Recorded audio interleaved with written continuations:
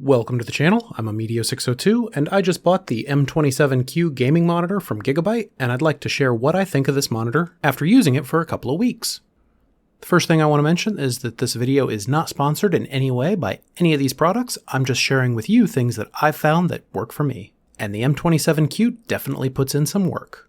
This 27-inch monitor has a 1440p display resolution and a maximum refresh rate of 170 Hz. The first thing I'll throw out is that the advertised 170 Hz refresh rate is only good over DisplayPort. You're only going to get 144 Hz over HDMI. As far as the picture on this monitor, I think it's fantastic. You can definitely tell the difference between gaming in 1440p and 1080p, especially on a screen of this size.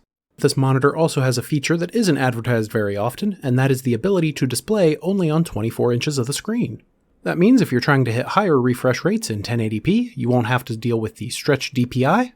But keep in mind this monitor only goes up to 170 Hz, so if you're looking for extremely competitive monitors for fast-paced games like first-person shooters, I would recommend checking out a monitor with a higher refresh rate, and I've got a couple of Amazon affiliate links down in the description.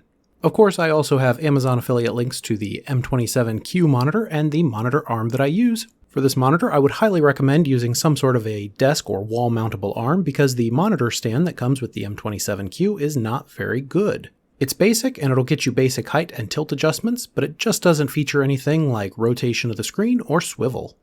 The monitor arm that I use and love is a wall-mounted monitor arm, which gives you 360-degree rotation and 180-degree swivel. It's a great monitor arm, anyone can install it as long as you can find a stud in the wall, and it also features basic cable management. The M27Q also features a built-in KVM. This works by using one USB-C connection and one USB A to B connection. This KVM offers 2 ports and is perfect for plugging in a keyboard and mouse to control multiple machines. USB-C can also be used to display video to this monitor, which is great for anyone using a newer iPad or MacBook Pro. One thing to look out for with this is to be sure that you get a USB-C cable that supports video output.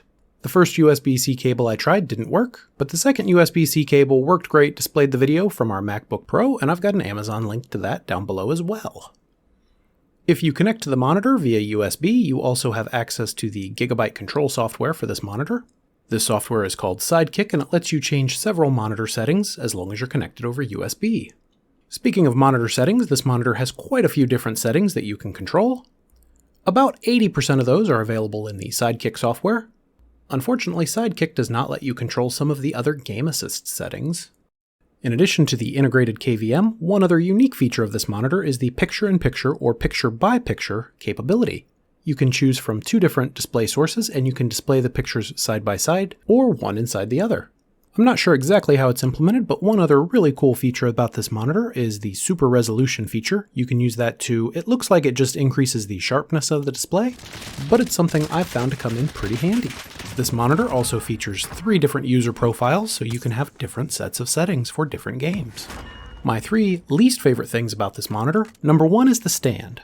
Like I said before, the stand only supports height and tilt adjustments. You can't rotate the screen, you can't swivel, so the stand is a little bit lackluster in features. I made up for the stand by using an arm mount on the wall, which works much better. That leads me into the second least favorite thing about this monitor, which was plugging it in with this default stand was really hard because it was hard to read the labels on the back of the monitor. Again, the arm mount fixed those problems, and that's something you only have to run into once. The other thing I didn't really care for about this monitor was that it did not come with a USB-C cable. The monitor is touted as the world's first KVM monitor, and to use it as a KVM, you need to use a USB-C cable with display. When buying a new product, I like to have all the accessories along with it so I can use it right out of the box, and it was a little bit frustrating to need to shop around to get a USB-C cable that worked. All in all, I think that this is an excellent value for the money, and I would strongly recommend getting this monitor if you're looking for 1440p at a high display rate.